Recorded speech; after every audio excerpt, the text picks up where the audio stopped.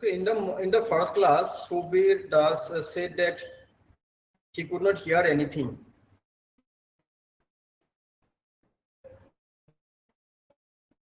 Was I not audible then?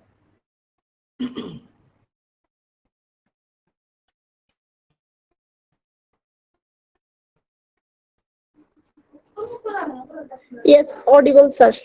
Okay, he messaged actually in the chat box that I wasn't audible.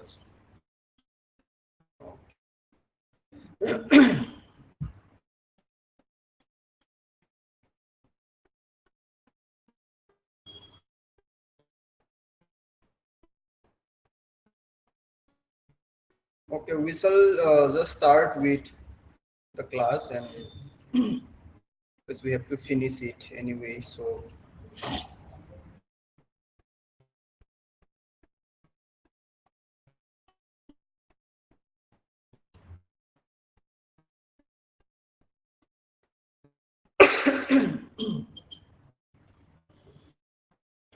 yes, from the British fiction, block 4, which is a novel called Robinson Crusoe by Daniel Defoe. This is what we are going to do, and the last class on this particular course.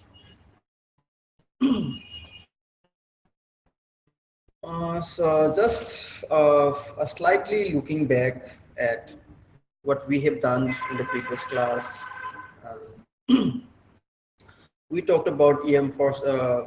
We were discussing E.M. Forster's novel A Passage to India. We just gotten the introduction to the novel, its plot, its central ideas, basically about the friendship and betrayal and the colonial tension and how it caused the cultural barrier between the colonizers and colonized.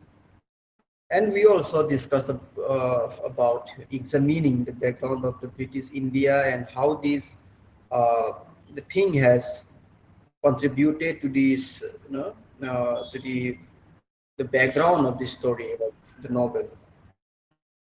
So also we also talked about some of the major themes, the issues like the racial prejudice and alienation, uh, etc.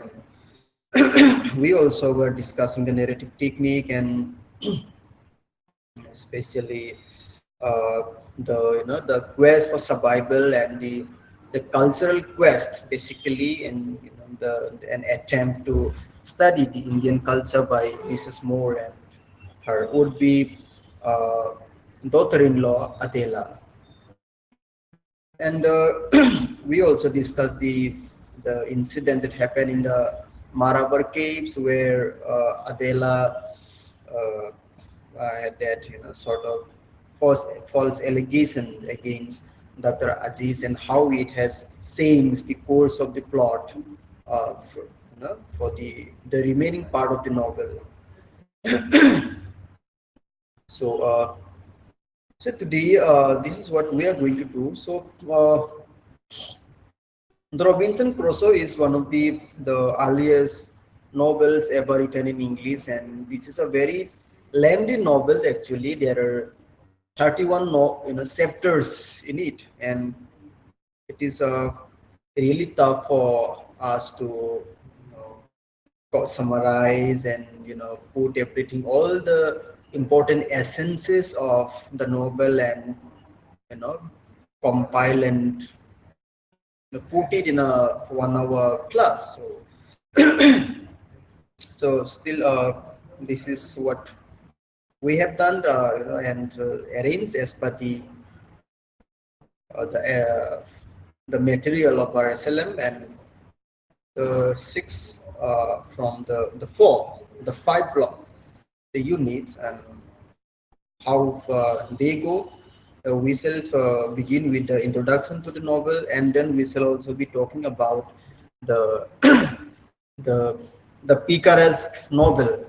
How, what is a picaresque novel, and it's the and the salient features of it, and how if Robinson Crusoe can be considered as a picaresque novel or not. And then we shall be going on with the what to say the summary and analysis of the novel, the entire novel. Okay.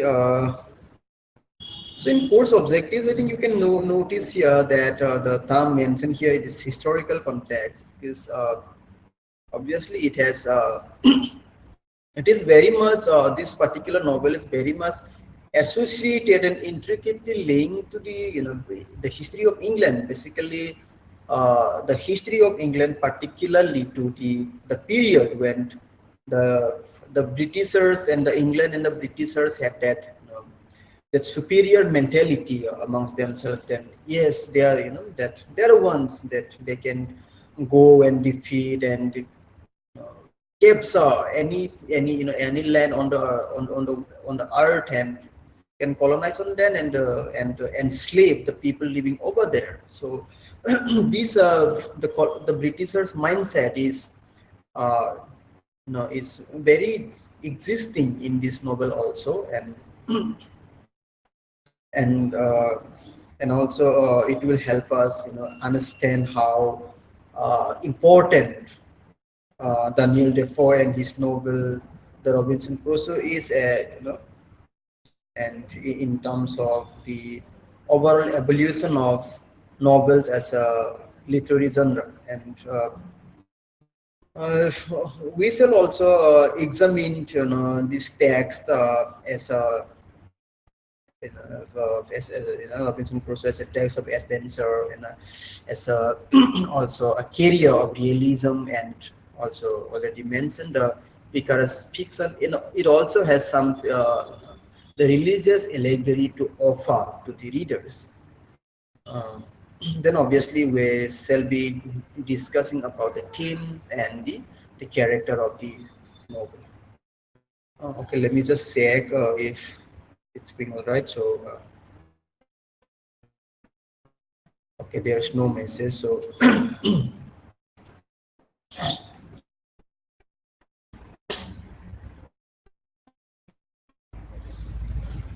let us know the basic things about Daniel Defoe and Robinson Crusoe as one of the.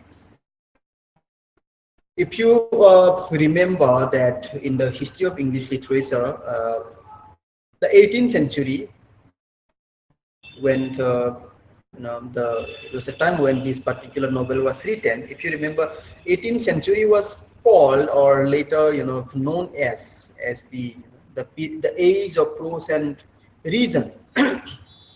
Age of prose and reason. Two things, two terms, very important terms.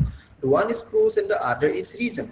Why prose? Because it was the time that the prose was the primary form of literature that was you know being produced, being in bulk during this period.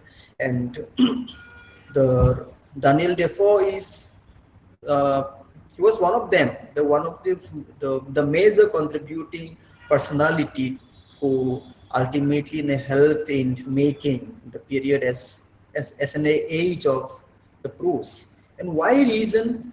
Because the prose that were written during this period were uh, very very reasonable, right? So it is not like this as a right in terms of what they think or feel out of their imagination, nothing like that.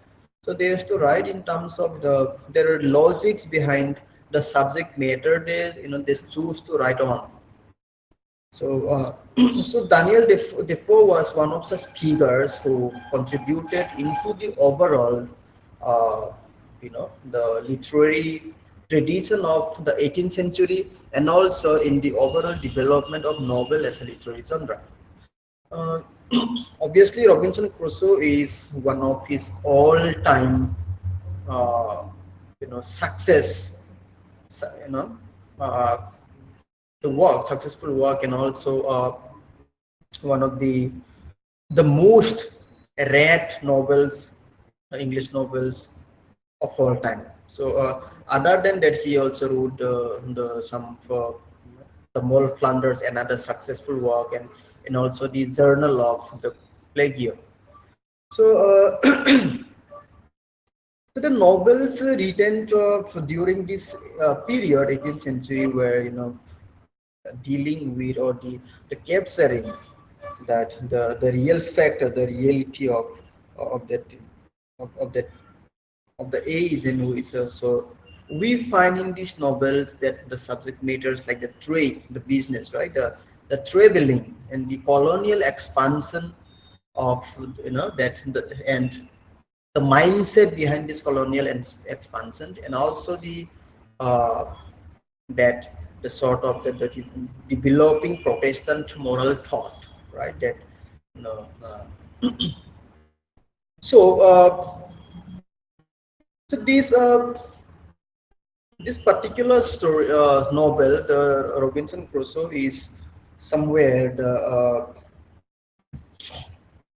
what to say, some scholars claim it as, based on the real life story of a person called, a traveler called Alexander Selkirk, and and who is, they believe that Daniel Defoe's drawn the inspiration from that, from the story of that Alexander Selkirk, and then he used the story as a background or the source to, or just the, or simply or fictionalized it with some moral narrative. And some scholars claim that it was Daniel Defoe's own experience, that it is his own adventure story sort of thing, and obviously nothing is confirmed. And that's the beauty of literature, that every reader, every scholar, every student has his or her own right to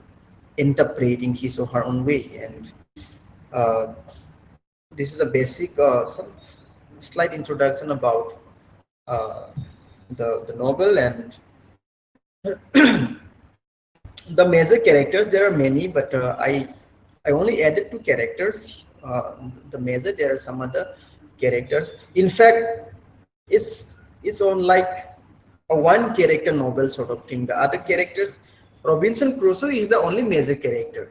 If we look at carefully, and others are, because you know into more than 60-70% of the plot of the novel is dealing with uh, how Robinson Crusoe survived, how he, where he went, how he did, how he developed himself, and what the sort of activities does, he uh, used to do to keep himself, mm, to live his life, all these things. And the so out of 31 chapters, there are many chapters, like at least 15 chapters would be without any other character, and then Robinson Crusoe himself. So what we see in Robinson Crusoe is obviously he's the uh, it is a first person narrative, where the storyteller is a character himself, and using I did that, I went there, all these things. Even the name of the chapters were given as I, like I become a Brazilian planter, I go on the boat in an evil hour, I escape from the Sally rover, all these things. And obviously he is the protagonist. And at the beginning of the novel, we see Robinson Crusoe as a very young, 18 years old young man who has the higher vision about life, and looking for. I believe he was born into a middle class family. Of there were three brothers, and there's nowhere he mentioned about what his elder brothers they do, and he's the youngest amongst the three brothers. So uh, as we can relate about those days, that when it comes to what to say, the generational wealth and all, that the elder ones would get the more portion than the younger ones. So Robinson Crusoe being the youngest one, so he had that thought that maybe his share of his father's generational wealth will be lesser than his elder brothers. So if he had that mindset about getting rich in life, and making himself uh, what to say, a rich person by doing some work himself.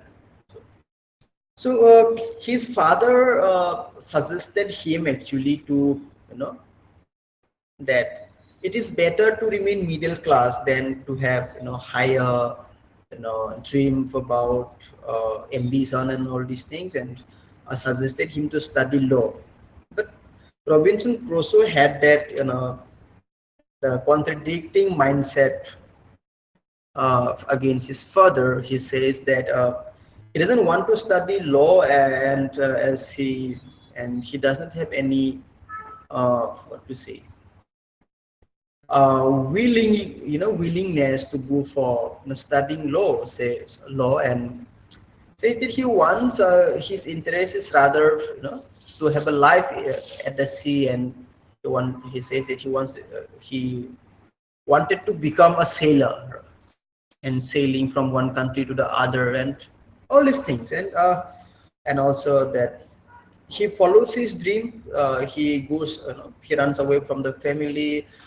He settles in London, and ultimately with the help of some people there, and he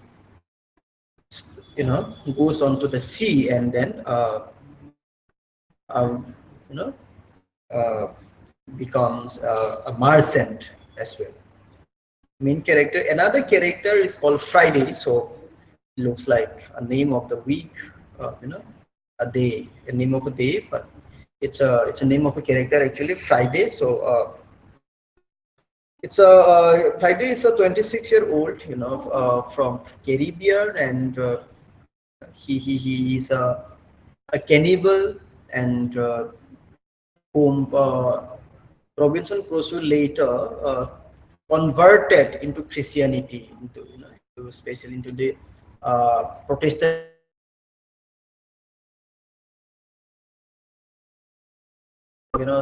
teaches him to read some basic letters, all these things, teaches him read Bible and all these things, and he was enslaved by Robinson Crusoe.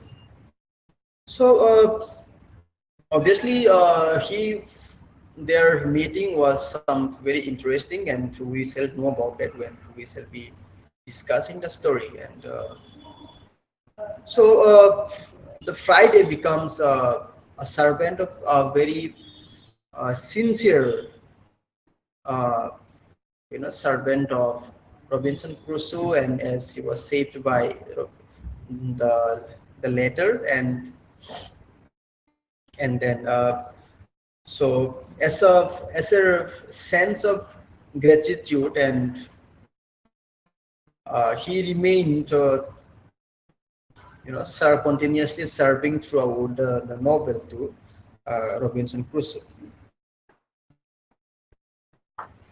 Now, a picaresque novel that the Unit 17 has, that Robinson Crusoe, the novel, as a picaresque novel. What is a picaresque novel? You look at the last point here, the word picaro. You can see the word picaro. So a picaresque novel is written on a picaro. So what is a picaro? It is a Spanish word. Okay, the picaro it is a Spanish word, which means a very rogue person, very rogue and a bad nature, an evil character, sort of a person. It is like a villainous character. So it is like and what to say, and by nature, a picaro is by nature a villain. The activities a picaro does is that of a villain, but he gets the entire the attraction. He's the main character, but he's the villain. For example, if I say things like, if we relate to that the cinema, for example, because literature and cinema is okay. Literature and cinema are just like the two sides of a coin sort of thing, because they are just very closely related, and it's like if we take examples of some movies like the Batsa, for example, not what is that that movie, not Batsa, sorry, Bazigar, for example. The hero of which was played by Shahrukh Khan is actually a villain by the character. He kills one heroine, then and then then the kills the other heroine's father, and he gets married to the heroine just to take revenge of uh, his personal revenge. So what we see here, the character of Bazigar, of Shah Rukh Khan in Bazigar, is that of a villainous character. He's a villain by nature, by the activities or the he commits, but he is the main character. So Picaro is such a character, that sort of a character that who does all the villainous activities, the bad involved in bad incidents, but he is the prime character, the major character. So a novel having such a character as this, as the central figure is called a picaresque novel. And other than this, there are some other, necessary features that a picaresque novel should have. These are associated to that Picaro only, that he has to be, from a low born. Sometimes we see a Picaro as an orphan from the low class family, raising up from the slum sort of things. And we also find uh, what to say in a picaresque novel, things like the movement of the character. Okay, the character moves from one place to the other, from one country to other country, from one city to other city, by using different means also, different means of communication. Other than that, the picaresque novel are also written in what to say, episodic manner. Why episodic manner is it means that sometimes from when a novel is, as we know, written in chapter wise, from one chapter to the chapter, right? So in the novel, what we see in majority of the novels, even though the chapters are different, the storyline is continuous. Okay? Is successively. Suppose where the chapter one ends, the chapter two begins from there, and where the chapter two ends, the chapter three begins from there, and the chapter three would begin where the chapter two ends. But in picaresque novel, we find that the chapters do not are not in what is a successive manner. There's sometimes suppose the chapter 10 and chapter 11, if take for example, and we may not get the direct connection between the two chapters. So we can only consider them as episode. Just like that. So picaresque novel is written in such episodic manner. So as I already mentioned, the Picaro, the term itself is a Spanish. So the tradition, the style of or the trend of picaresque novels started in the France, and in the novels like the Tom Jones, and then the one of the the earliest picaresque novel, obviously in Spanish, were like the Lazarillo de Tormes and Guzmán de Alfaraki. So these are some of the classic picaresque novel in Spanish. So obviously Robinson Crusoe is an English novel, and so as I already mentioned, what does such thing mentioned? These are episodic, structurally episodic in manner, and obviously the first person narration. Why first person narration? Because what we have to do is that we have to highlight a Picaro, the main character. Therefore, making the character narrate the story himself or herself would boost up that the nature of a picaresque novel. So there would be adventure, and there would be a social satire, and also some moral uncertainty. So based on these qualities or the requirements that of a picaresque novel, let us see now if the novel concern, that is Robinson Crusoe, can be considered as a picaresque novel or not.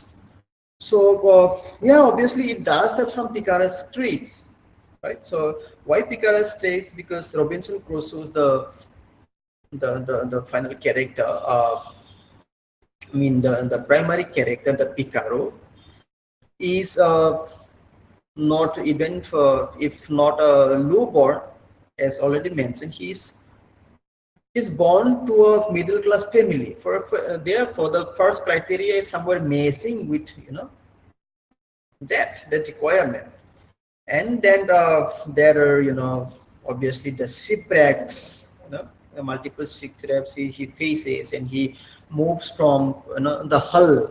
Originally in England, only the place where he belonged was Hull, and from there he goes to London, and from there he goes to uh, the Brazil, and then the Caribbean, in different countries, and again comes back to England at the end. So that movement, also that the traveling or the movement of the character from one place to the other, which is a very much you know a part this of salient feature of Picaresque novel. It is there in Robinson Crusoe as well. So obviously he's a rogue also, as I mentioned that Picaro means a rogue person, very evil person. Yes, he is. Why? Because he sometimes he killed a cannibal, right? He treated Friday as a slave. Okay, that is another evil thing done by him. And he also sells off a boy called Jury, another character. He sells off to a captain of a ship. So considering these things is a rogue only, and even though we cannot consider this as a pure or picaresque novel, but yes, it is partially a picaresque novel. Uh, why we cannot consider it is a picaresque novel? Because at the a pure picaresque novel, because at the end, somewhere like Robinson Crusoe tries to redeem himself. So after this, let us begin with the the summary. And uh,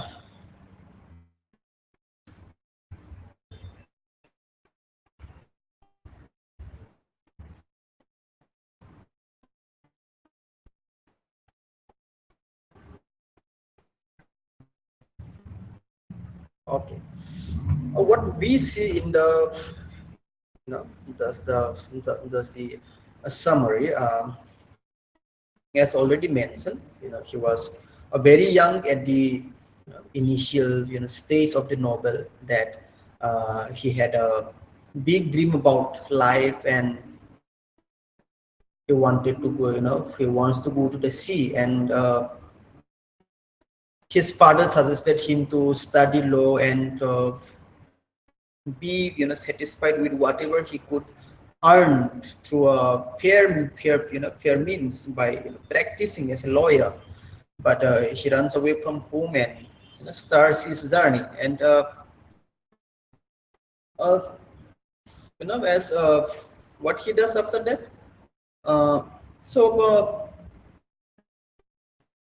his first journey, he runs away, and his journey begins in the sea. And when he decides, his journeys, he had multiple journeys in the novel, but in almost each of his journeys he had faced some problems.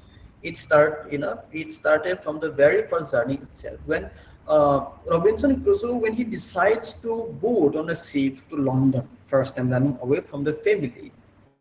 That journey, that particular ship was hit by a very uh, what to say, uh, a very strong storm, and the ship sinks into the water. And it almost sinks, and he now decides that he does not have much experience also, and he uh, decides that now it is time that he should give up, and he felt that he is going to lose his life. So however, some fortunately there were in the particular place where uh, he he and his other fellow sailors met with the accidents. Some pirates came up there and uh, you know he was saved. Okay, many people. What to say? It's like he did not clearly mention that Daniel Defoe did not clearly write about what happened to the other other sailors and all these things, and what he did was that there was another ship which was he did not know that it was pirated, and so in the name of saving him from the wrecking ship, the captain of the pirated ship invited him to board into their boat, their ship, and he does that. And when he was actually uh,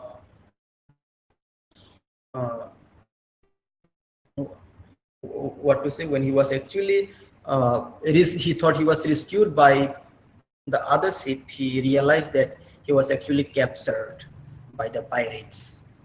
So he stayed there for, he was kept there for 2 years, in that, under the, captivation of the pirates. So there were many other pirates, and after 2 years, uh, he got a chance to somewhere manipulate the, the pirates. So one day, Robinson Crusoe says that he wants to go on fishing.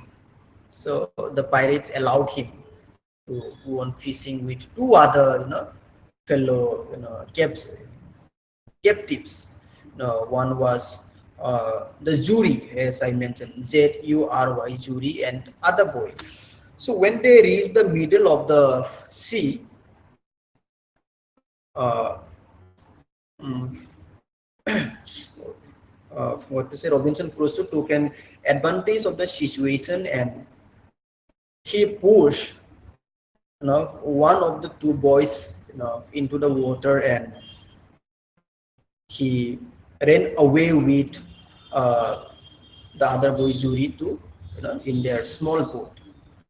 And in that way, they come across a Brazilian. There was a ship coming, Brazilian ship coming, and in the middle of the water, they were almost sinking, in that small boat. And Robinson Crusoe, asked for help to that Brazilian captain, but the Brazilian captain did not want to take them for free. So he said that the Brazilian captain says that they will allow them to board in his ship only if Robinson Crusoe gives the boat to him. So Robinson Crusoe agreed.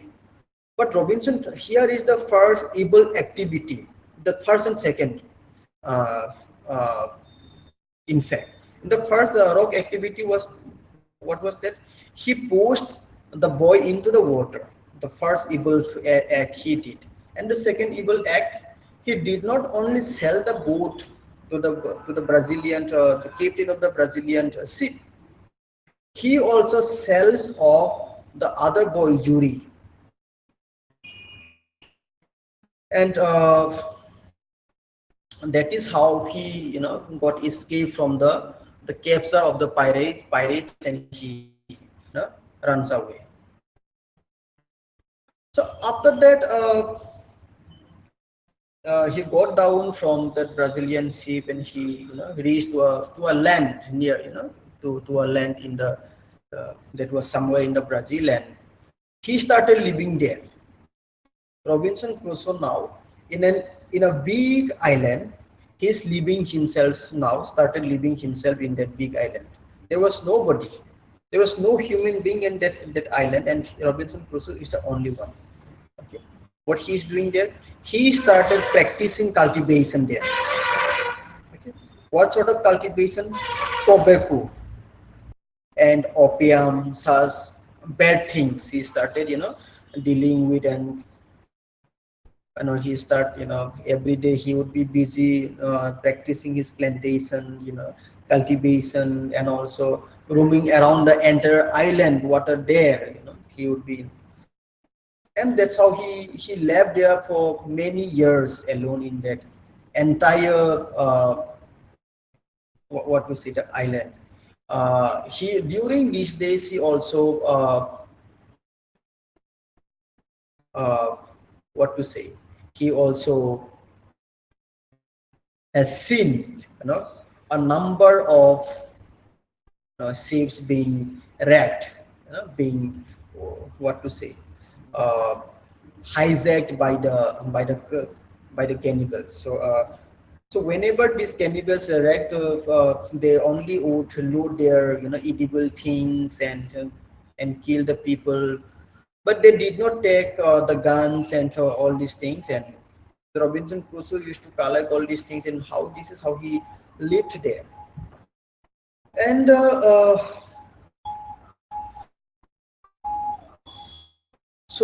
this is where the part one ends. Okay. So from this part one, what we find is that in part one, we find that the means of survival, and then the importance of survival. The Robinson Crusoe had that high ambition about life, that he wanted to be rich and all these things. And but what we find was that ultimately what he was dealing with is to the sheer survival of his in his life. Okay, anyone joined or?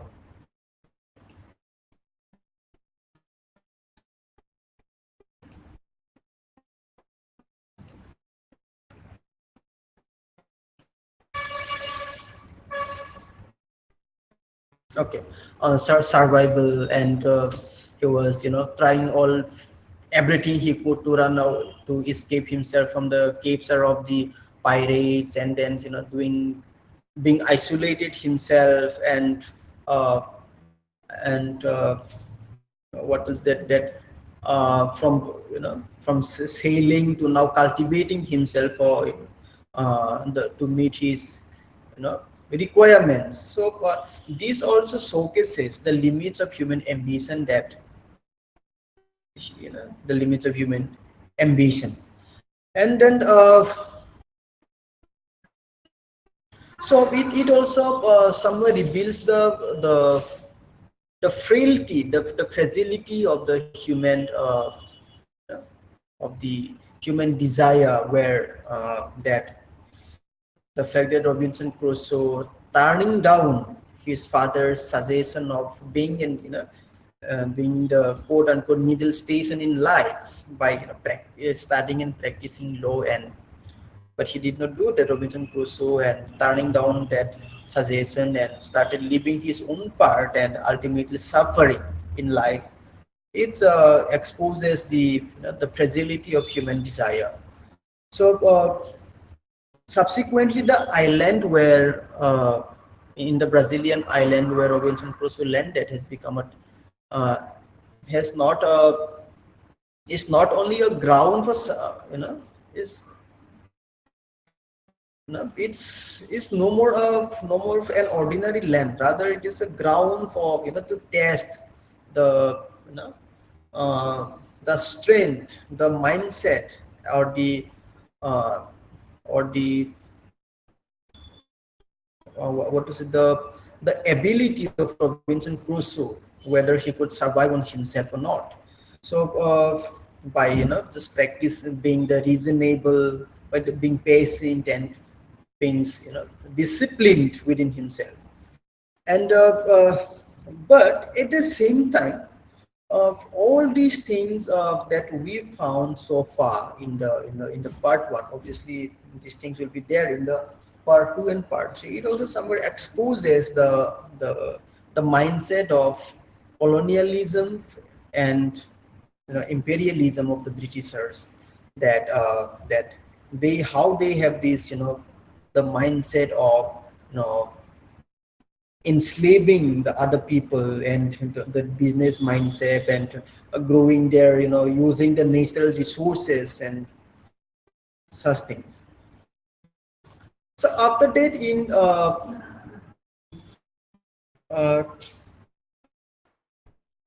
two, what we find that in part two only he meets that character Friday. So one day how he meets Friday is also very interesting. And one day he was living in a humanless island. There is no human being other than himself, Robinson Crusoe. So one day he sees some footprints on the island, and he was shocked. He was having that mixed, the mixer of thoughts, jargon of thoughts in his mind. He was shocked that he was fearful also somewhere that whose footprints it could be, whether it would be a good human being or bad human being, whether it would be some cannibal that who would come and to attack him. He was fearful about that. At the same time, he was also very or sort of happy that at least he would be able to see some human face now. That he would be able to hear human voice. So one day,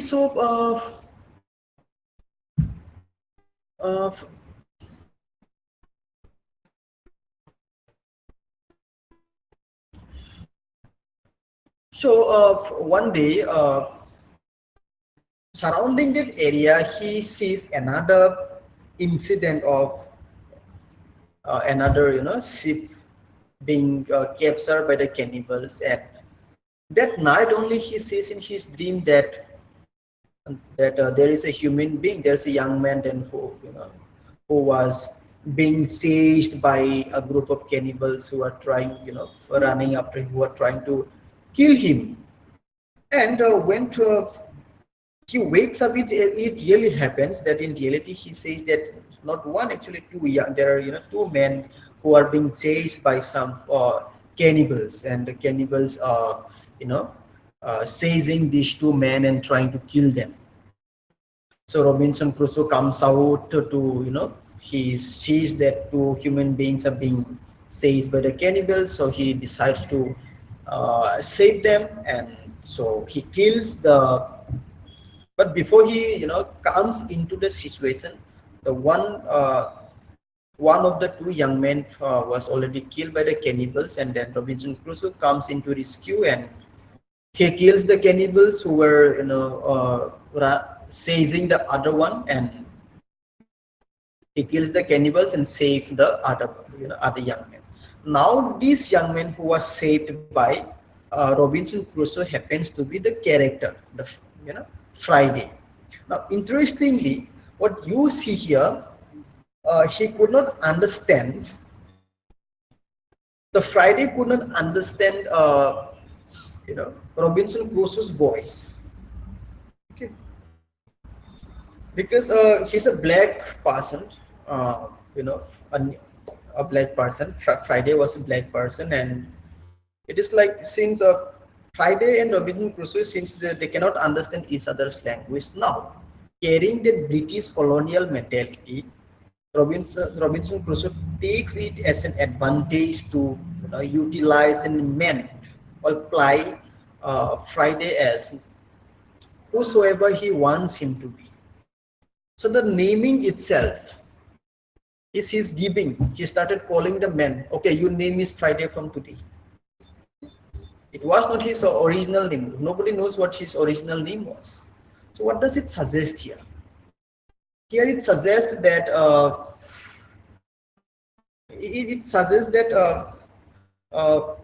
the British mentality of doing with the other group of people as they like, right? The Friday, it is an English term.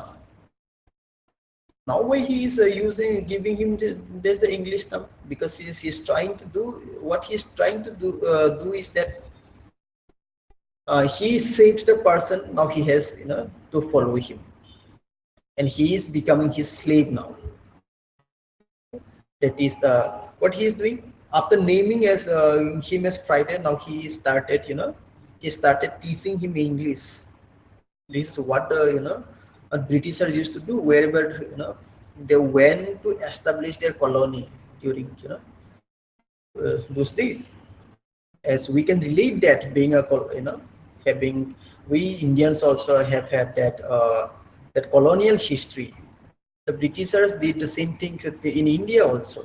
That they started teaching English and start they made a mandatory English education, all these things, and such things we see in Robinson Crusoe's character also, from naming the person as Friday to teaching him English and teaching him Bible, all these things, and that is how he somewhere uh, you know uh, try to convert that person. So in that, by teaching him English, he somewhere he is successful in now at least to communicate with Friday, knowing things and all these things. So when they now they are success, they can make the conversation. So through the such conversations, now from Friday he learns, Robinson Crusoe learns that this place is actually you know from time to time being visited by the cannibals, uh, and these cannibals are they come from a nearby place called Trinidad, that is in the Caribbean, and this way. So yes, he continues teaching Friday different things like the religious matters, and Friday also for learning things from Robinson Crusoe. And now Friday is somewhere confused. He one day like says that he finds similarities between Christianity and that of the God, the Christian God, and he is the original deity that his people worship. But he says that he does not have that concept of devil in their own religion and such things. And they lived together for many years. Then one day they made a small canoe, and uh, they decide to one day sail to Friday's land also. So after that, he keeps on visiting different islands and discovering how people in these different lands used to live, such things. And one day he decides to return to England, and he realizes that he has had enough wealth in life. So in Brazil, that out of his plantation he sold them and all these things, and he earned some enough money, and he returns to London. Sorry, he returns to England, his original place, and he gets married and settles down. Uh,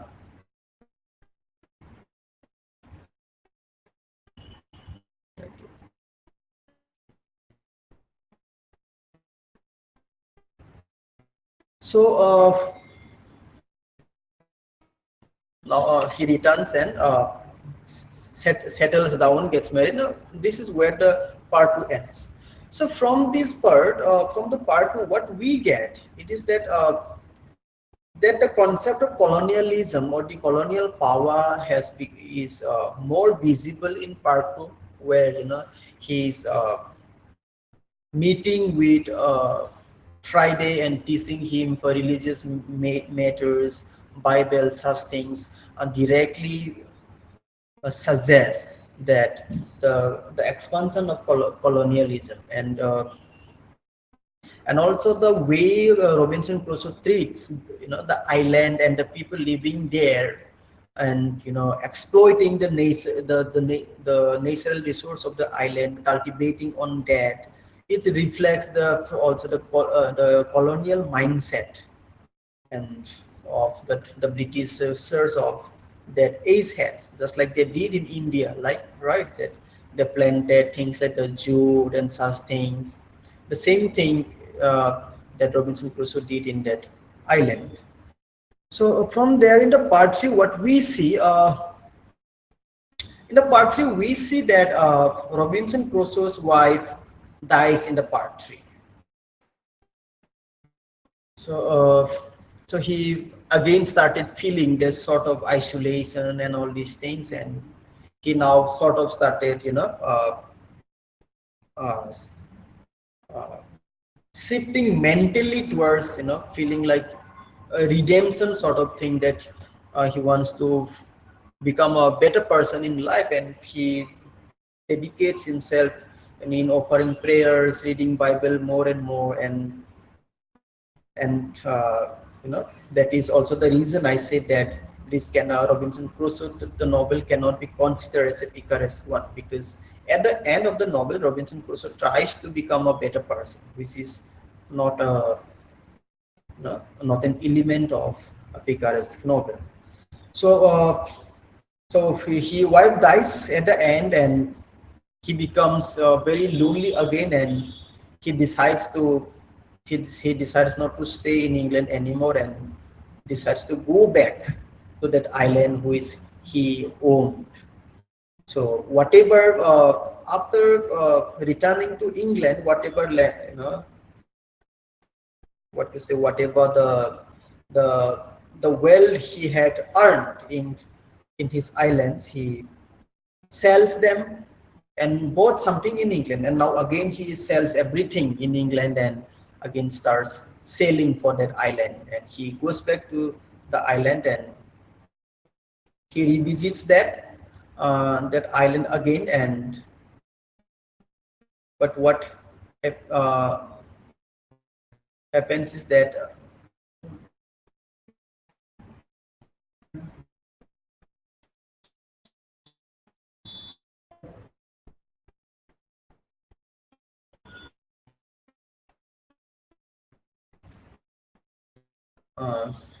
he that particular island who is he discovered himself, and then was like it is a crowded and many people now living there, and that is how the novel ends. Okay, so from here what we find is that so some major elements we find from this novel is that number one, it functions, it serves something like a as a religious allegory, as where Robinson Crusoe's exiles and going through all these struggles and trying to build himself as a character, as an independent one, somewhere resembles, it shows the spiritual testing, the testing for his spirituality, and eventually he tries to redeem himself. So the so other than that, what we can see the third one that says that the island where Robinson Crusoe settled in the Brazilian island, basically, it symbolizes isolation, right? That the things that associated with the isolation, that compromise, we pay the mental and the physical burden we pay when we live in isolation, right? It also suggests, symbolizes the trial of strength for Robinson Crusoe, and it was a possibility of renewal, after facing a shipwreck and then captured by the uh, pirates, then getting into that island, who is a it is a sort of a chance for renewal for him. So so based on these things, that it was a sort of a method of showing representing the reality, which is called realism, with some moral interpretation, um, successfully which is successfully portrayed by Daniel Defoe. And the ultimate message, the ultimate moral lesson of the novel is that the human strength is never complete without humility and grace. Why humility and grace? Because Even after staying for in that surviving himself, and he had that very high ambition in when he was very young and living and becoming a prosperous person in that island and getting enslaving on other people, where he could practice what he his wild wishes without any proper judgments, rules, regulations, sort of things. But ultimately he could redeem himself when he accepted the humility and the human grace and comes back to England and settles down. So so based on that, you can look at these three questions and see whether you can answer this. The number one is that how does Daniel Defoe connect the historical context of early 18th century England with Robinson Crusoe? Okay, it is like the connection. How the Britishers in the 18th century, in Britishers in real life during 18th century, uh, is relatable to the character of Robinson Crusoe, right? Because as I already said, the British mindset, the mindset of the Britishers in early 18th century was that they are the most superior group of people in the world. Wherever in any land they want, they can capture that land and settle down to their colony. They build their colony. So this is what we see in the Robinson Crusoe also, that he went on to that island, and there he did everything he wanted, killing even the cannibals who are the locals over there, and you know preaching his language, preaching his religion. This is this is the very the colonial mindset of the Britishers in the during the early 18th century. So right about that. And the second question says that in what ways does Robinson Crusoe resemble a picaresque novel? In what ways does it differ from one? So what you need to do is that that what are the elements of picaresque novel there in the Robinson Crusoe, and why not it cannot be considered as a pure picaresque novel? That is the question. And uh, the next is the moral and religious significance of the Providence.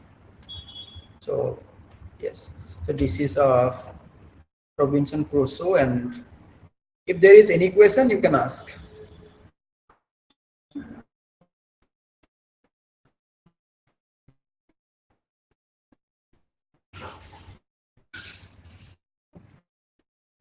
Is there any question?